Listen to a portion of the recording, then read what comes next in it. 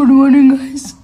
कल मैं 3 बजे सोई शूट पैकअप करके, तो आज मेरे सेकंड हाफ में ड्यूटी लगी है। सुबह दूसरे आर्टिस्ट है वो काम कर रही है, सो मुझे थोड़ा सा आज रेस्ट लेने का मौका मिला। लेकिन गाइस मेरा बॉडी बहुत पेन कर रहा है। कल 18 घंटा कंटिन्यू स्टैंड बाय पोजीशन में काम किया।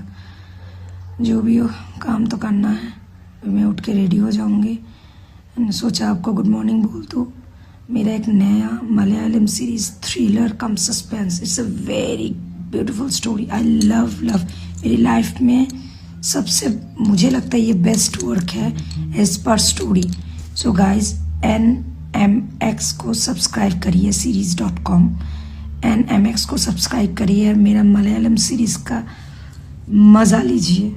बहुत लोगों को लैंग्वेज समझ में नहीं आएगा, तो आप लोग फिर भी देखिएगा। थैंक